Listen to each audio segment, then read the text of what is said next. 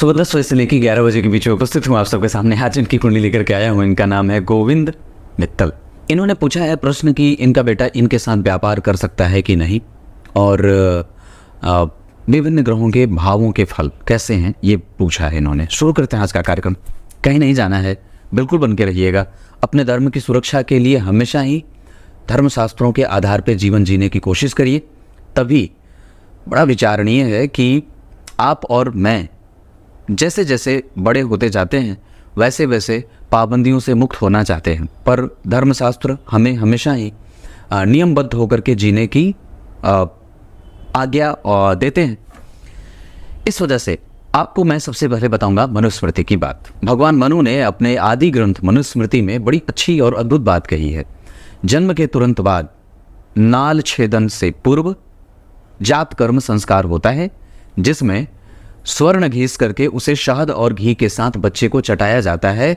वमन के द्वारा उसके शरीर के अंदर की सारी जो विष की स्थिति बनती है वो बाहर निकल आती है, और उसके बाद जन्म होने के 10 दिन बाद 12 दिन बाद मतलब श्रुतक का काल बीत जाने पे उसका नामकरण संस्कार होता है। अच्छे मुहूर्त में वैदिक ब्राह्मणों की उपस्थिति में पिता माता और गुरुजन और पुरोहित के उपस्थिति में पिता के द्वारा, दादा के द्वारा या फिर गुरु के द्वारा, पुरोहित के द्वारा, बड़ों के उपस्थिति में बच्चे का नाम सबसे पहले बड़ों के द्वारा पुकारा जाता है। और नाम हमेशा ही राशि के नाम से अलग होना चाहिए। पुकार का नाम अलग और राशि का नाम अलग। राशि वो होती है जहाँ आपकी कुंडली में चंद्रमा बैठे हैं, और राशियों को देख करके ही कि कौन सी राशि पे अभी ढैया नहीं है, 7.5 है, लग्न से उसका संबंध मैत्री का है या शत्रु का बन रहा है, ऐसे नामों का पुकार नाम अवश्य ही राशि के नाम से अलग होना चाहिए और बिल्कुल ही अलग होना चाहिए। जैसे अगर चंद्रमा मेष राशि में बैठे हैं अश्विनी नक्षत्र के पहले चरण में, तो आपको ये बात याद रखना होगा कि अब पुकार का नाम जो होगा वो अश्विनी नक्षत्र में पहले चरण से ना हो या अश्विनी नक्षत्र से हट करके हो। क्लियर है? ये बात याद रखनी चाहिए। ये नामकरण संस्कार है। क्लियर है? अब आइए आपको विषय पे लेके आता हूं। इनका जन्म हुआ फाल्गुन माह में, उत्तरायण कृष्ण द्वादशी। अब जरा सोच के देखिए, तो इनका जन्म हुआ कृष्ण पक्ष के द्वादशी तिथि में। ध्यान से समझिए, एकदम बिल्कुल स्थिर होकर। कृष्ण पक्ष के द्वादशी के चंद्रमा होते हैं पापक, और जब कभी चंद्रमा पापक होंगे तो परेशानी बढ़ाएंगे। कैसे? वो व्यक्ति अब अपने व्यवहार जगत में अपने आप को व्यवस्थित नहीं कर पाता है। इनकम सरकारी क्षेत्रों से कम, पर प्राइवेट नौकरी या फिर अपने व्यवसाय से बनता है। यानी कि इस कुंडली में जो चंद्रमा है वो पंचम भाव के अधिपति होकर के 12वें शत्रु की राशि में बैठे हैं, और किसके संग बैठे हैं? तो पंचमेश बैठे हैं तृतीय और अष्टम भाव के अधिपति के संग। यानी कि त्रिकोण का अधिपति दुह स्थान के अधिपति के साथ दुह स्थान में बैठा। इसका सीधा अर्थ होगा कि व्यक्ति को पढ़ाई में मन थोड़ा कम लगे, उसकी जो क्षमता होती है, कार्य क्षमता, वो थोड़ी सी कमज़ोर होती है, या वो कई बार स्वास्थ्य से कमज़ोर हो सकता है। आलस्य और प्रमाद का योग इस कुंडली में बनेगा। चूंकि पंचमेश अष्टम के अधिपति के साथ 12वें में जा रहे हैं, तो व्यक्ति अपने रिसर्च को अगर पूरा करना चाहता है, अपनी पढ़ाई पूरी करना चाहता है, तो उसको अपने जन्म स्थान से दूर जाना चाहिए। इनका जन्म हुआ है कृष्ण पक्ष के द्वादशी में, इस वजह से धन कमाने में दिक्कत होगी। और दूसरे नंबर पे कई बार धन का समायोजन भी देर से और मुश्किलें खड़ी करता है। शतविका नक्षत्र में जन्मे हैं, तैतिल कर्ण साध्य योग। काम तो ये जो हाथ में लेंगे वो पूरा करने की पूरी कोशिश करेंगे, और यही चीज़ इन्हें जिद्दी भी बनाए। पर शूद्र वर्ण और राक्षस गण के होने के कारण व्यक्ति में ईर्ष्या है, द्वेष है, छल है, कपट है, मोह है, मात्सर्य है, आलस्य है, प्रमाद है और कुंठा भी है।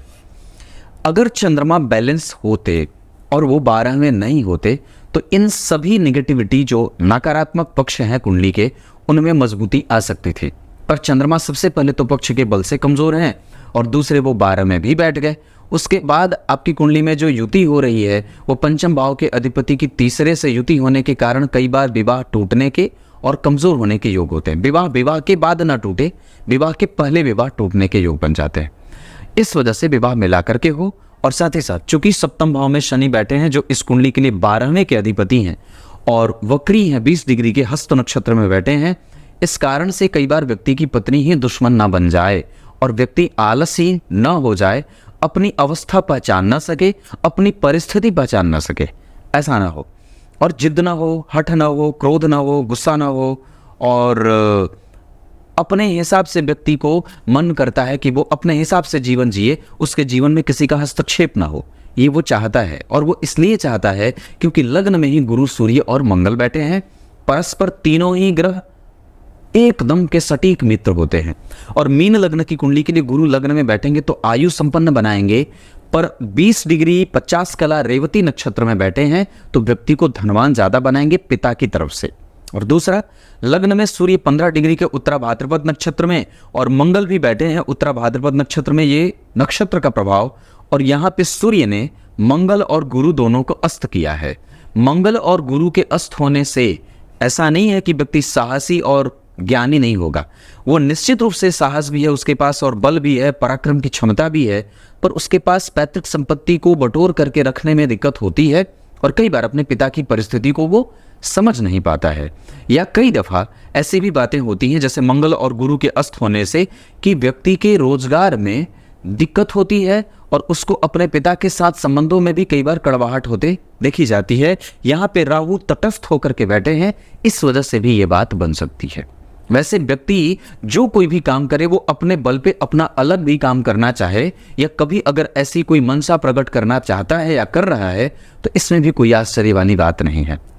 कुंडली को समझने की आवश्यकता है। शतभिः का नक्षत्र व्यक्ति को बहुमुखी और बहुआयामी बनाएगा। उसके पास करने के लिए बहुत सारी चीजें हो जाती हैं, कई बार वो ऐसी सोच रखने वाला हो जाता है और वो वास्तव में ऐसा होता भी है कि उसके पास करने के लिए बहुत सारी चीजें होती हैं। वो धन का समायोजन करता है, पर अपने धन का किसी दूसरे के ऊपर खर्च करना वो बिल्कुल आसानी से ये काम कर लेगा। उसको कभी किसी को देना हो कभी झिझक नहीं है, कभी किसी की मदद करनी हो बिल्कुल ठीक है, धर्म को समझना हो बिल्कुल करेगा, लोगों का आदर करना हो पर करेगा, पर पीठ पीछे बुराई भी करेगा।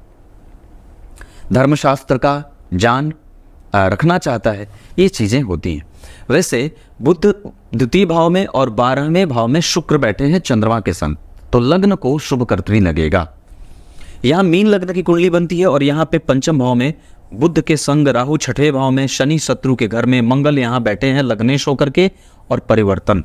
इस वजह से पत्नी भी कारोबारी और प्रोफेशनलिज्म और पेशेवर प्रवृत्ति को धारण करने वाली होती हैं। यहाँ पे चंद्रमा द्वितीय भाव में, संबंध बहुत अच्छा रहे। और यहाँ पे लग्नेश जन्म कुंडली में भाग्य भाव में मित्र की राशि में और यहाँ के अधिपति धन में। इस व्यक्ति की कुंडली का कर्म क्षेत्र बिल्कुल ठीक है, उसको लेकर के कभी घबराने की कोई विशेष आवश्यकता नहीं है। थोड़ी बहुत परेशानी यहाँ केतु बैठे हैं और राहु बैठे हैं, इस वजह से हो सकती है। लग्न में सूर्य और चंद्रमा व्यक्ति को पॉलिटिकली करेक्ट बनाएंगे और वो हमेशा ही अपने तिकड़मों से समाज और देश और दुनिया की चाल को समझने वाला और हमेशा ही अपनी दार्शनिकता लोगों को दिखाने वाला या अपने विचारों से लोगों को प्रभावित करने वाला होता है, ये पक्की बात है। इस कुंडली में 12वां भाव संतुष्ट होगा और 12वें भाव के अधिपति जन्म कुंडली में लग्न को देख रहे हैं, इस वजह से विदेशी कारोबार, इंपोर्ट एक्सपोर्ट का काम और अपने समाज के सबसे उच्चतम व्यक्ति के साथ इनके संबंध अच्छे होते हैं। बहुत छोटी अवस्था में ही व्यक्ति बहुत ऊंचाई तक प्राप्त कर जाता है।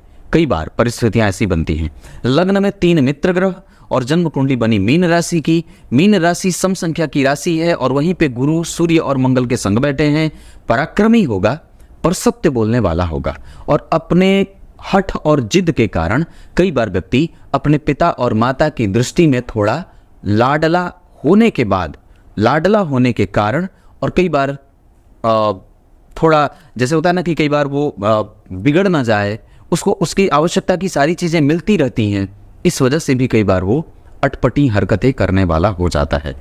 ये कुंडली 2011 की है, मतलब 12 साल की कुंडली।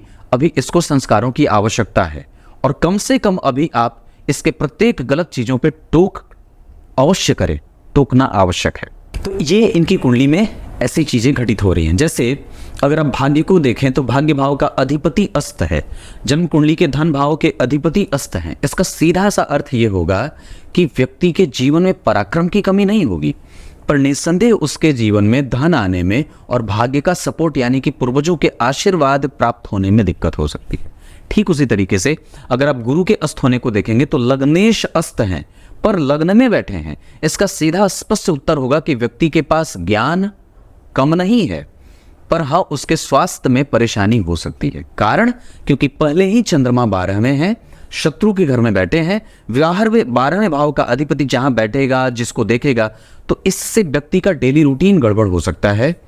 उसके आसपास के छोटे छोटे जो मित्र हैं वो परेशान उसको कर सकते हैं, मित्रता में गड़बड़ी हो सकती है, धन आगमन और धन के समायोजन में गड़बड़ी हो सकती है, प्रॉपर्टी खरीदने और बेचने में गड़बड़ी हो सकती है, पर यह पिता के साथ व्यापार आराम से कर सकता है। जन्म कुंडली में 6वें भाव के अधिपति लग्न में बैठे हैं, गुरु के संग बैठे हैं। ये जो स्थिति बनी है, जैसे 6वां भाव जो होता है वो पूर्वजों के साथ किए गए व्यापार का होता है। मतलब पिता तो पिता हो गया 10वां भाव और 6वां भाव हो गया पूर्वजों के साथ किया गया व्यापार। इन दोनों भावों के अधिपति लग्न में एक साथ बैठे हैं। जरूर पिता के कारोबार को ये बच्चा आगे बढ़ा सकता है और निश्चित रूप से इसके पास साहस भी है, क्योंकि अगर लग्न में मंगल बैठेंगे मीन राशि के और अगर वो अस्त हो रहे हैं तो व्यक्ति के पराक्रम और साहस में कभी भी कमी नहीं होगी, क्योंकि सूर्य 6वें भाव के अधिपति होकर के वहीं लग्न में बैठे हैं। पर ये व्यक्ति खर्चीला है, क्यों है? क्योंकि 12वें भाव के शुक्र और जन्म कुंडली में 5म भाव के अधिपति चंद्रमा 12 में। इस कारण से व्यक्ति का व्यय 2 से 3 चीजों का हो सकता है। सबसे पहले उसका मन, दूसरा उसका हृदय क्षेत्र परेशान हो, उसके अतिरिक्त उसके रक्त संचार में गड़बड़ी हो, इसके अतिरिक्त उसका इमोशन गड़बड़ हो, मतलब वो अपनी बातों को बहुत ही स्पष्टतया रख ना पाता हो, और उसके साथ साथ उसका जो मन है वो बार बार फ्लक्चुएशन में रहता है, कभी वो पॉजिटिव होता है कभी वो निगेटिव होता है। तो ये जो डिफरेंशिएशन है कुंडली में, ये चंद्रमा के कारण कमजोर हो रही है। क्लियर है? धन भाव में बुध बैठे हैं, 4th भाव के अधिपति होने के साथ साथ 7म भाव के। अब यहां पे एक बात और भी है, 7म भाव के अधिपति जन्म कुंडली में 2रे भाव में बैठे और 4th भाव के अधिपति भी जन्म कुंडली में 2रे भाव में बैठे, राहु से दृष्ट होने के कारण, और उस पर किसी अन्य पापक ग्रह की दृष्टि नहीं है, पर उसके 3 घर पीछे शुक्र और चंद्रमा और 4 घर आगे कोई ग्रह नहीं। चतुर्थेश या 5म भाव के अधिपति 12 में। ये स्थिति व्यक्ति के दिमाग को कई बार जहां मेहनत करनी हो वहां ना करे और जहां ना करनी हो वहां दिमाग ज्यादा लगाए। इस चीज को ठीक करने की आवश्यकता होगी। लेकिन वस्तुतः यहां एक बात मैं और भी कहूंगा, तो अगर 7म भाव के अधिपति 2य भाव में बैठे हैं तो आप खुद का कारोबार आसानी से कर सकते हैं, इसमें कोई संशय नहीं है। भाग्य का सुख है, धर्म का सुख है, ज्ञान का सुख है, कन्विंसिंग कैपेसिटी अच्छी है, व्यक्ति के पास बल है, ऊर्जा है, साहस है, पराक्रम है, और धैर्य थोड़ा कम है। ये व्यक्ति दुखी हो सकता है, इनके पास सत्य बोलने की शक्ति है, पर यही सत्य उन्हें कई बार नुकसान भी पहुंचा सकता है। कई बार ये सत्य बोलने के आदी हो जाते हैं और उस व्यक्ति को समझ नहीं पाते, या कई बार उस व्यक्ति को पहचान नहीं पाते जो सत्य सुनने के योग्य है ही नहीं। मतलब कहने का है कि हमें किस व्यक्ति को कैसा सुनना है ये समझ करके अपनी राय प्रकट करनी है, विशेषतया इस कुंडली में। कारण क्योंकि चंद्रमा 12 में, शुक्र 12 में, मीन लग्न की कुंडली के लिए अष्टमेश विपरीत राजयोग बना रहे, ये गड़बड़ी का कारण हो सकता है। अब आपको मैं इनकी कुंडली में लग्न में बैठे 3 ग्रहों का परिणाम बताता हूं। जैसे आप जब यहां देखेंगे तो यहां सूर्य लग्न में बैठे हैं, यहां भी सूर्य लग्न में बैठे हैं। यहां सूर्य और बुध बड़ी अच्छी स्थिति बना रहे हैं। यहां सूर्य वृश्चिक राशि में दशमेश होकर के लग्न के अधिपति मंगल से परिवर्तन कर रहे हैं। ये व्यक्ति के दाम्पत्य को बहुत ही ज्यादा ठीक रखने की कोशिश करेंगे। इसके अतिरिक्त यहाँ जो शनि बैठे हैं ये कम्युनिकेशन में कमजोरी दे सकते हैं, और यहाँ शुक्र और गुरु का संबंध सम संख्या की राशि में बैठना दाम्पत्य में सामने वाला जो पार्टनर होता है वो निश्चित रूप से बहुत ज्यादा विश्वसनीय होता है। ये बात यहाँ तक है। दाम्पत्य कभी भी कमजोर नहीं होगा, अनुभव से युक्त होगा। पर यहाँ पे सूर्य और गुरु, सूर्य कौन है? 6वें भाव के अधिपति, गुरु कौन है? 10म भाव के अधिपति। इस वजह से इनको पिता के साथ व्यापार में जाना चाहिए। मंगल जन्म कुंडली में बनते हैं भाग्य भाव के अधिपति और धन के अधिपति, यानी कि 10म 9म, यानी कि मंगल और गुरु इन दोनों का एक साथ बैठ करके सूर्य के साथ बैठना जो षष्ठेश होते हैं इस कुंडली के लिए, वो क्रमशः 6वें भाव के अधिपति होकर के व्यक्ति को ऋण वगैरह में या व्यापार के लिए या पूर्वजों के काम को मेंटेन करने के लिए ऋण में लेके जा सकते हैं। परंतु गुरु की दृष्टि पंचम भाव पे बहुत अच्छी है, गुरु की दृष्टि नवम भाव पे बहुत अच्छी है। नवम भाव और नवम भाव के अधिपति के संग अगर गुरु का मेल होगा, सातवें भाव पे उनकी दृष्टि होगी, इस वजह से व्यक्ति का दाम्पत्य विवाह के बाद जो स्थिति होती है, दाम्पत्य के बाद उसकी सामाजिक और आर्थिक स्थिति दोनों ही मजबूत होती है और वो विवाह के बाद भी सफल होता है। इसके साथ साथ सप्तम भाव के अधिपति के ऊपर राहु की दृष्टि है और शुक्र और चंद्रमा जैसे दोनों ग्रह एक साथ 12वें भाव में बैठे हैं। पत्नी सुंदर और श्रेष्ठ और कुलीन घर की आती हैं, पर उनका तर्क बल और ज्ञान बल सभी के दांत खट्टे करने वाला हो सकता है।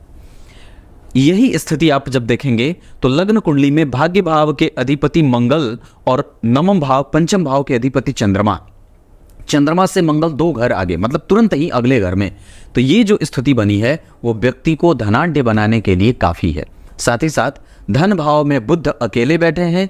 व्यक्ति की कुंडली में चतुर्थेश अगर जब कभी भी द्वितीय भाव में बैठे हो तो व्यक्ति को माता से और उसके अपने ही विकास के प्रक्रम के द्वारा वो अपनी सारी सुविधाओं को इकट्ठा करता है, पर फिर भी थोड़ी बहुत गड़बड़ी होती रहेगी क्योंकि राहु की दृष्टि है। वैसे दशम स्थान के राहु कभी भी जातक को कमजोर और परेशान नहीं होने देंगे।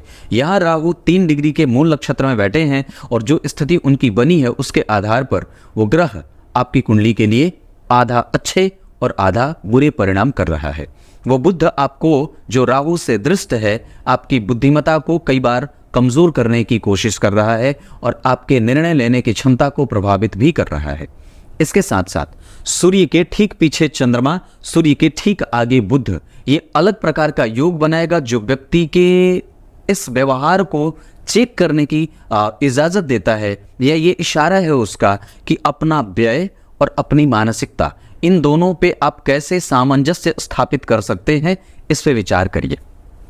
ये इतनी सारी चीजें हैं। आपकी कुंडली में भाग्य भाव का अधिपति अगर भाग्य के कारक के संग लग्न में बैठा है तो निस्संदेह ये महाभाग्यशाली योग बनेगा, पर दोनों ही ग्रह अस्त हैं, इस वजह से उसमें विलंब, परेशानी, रुकावट और काम बनने में देरी, ये आसान और सबसे शांत बात होगी इस कुंडली के लिए।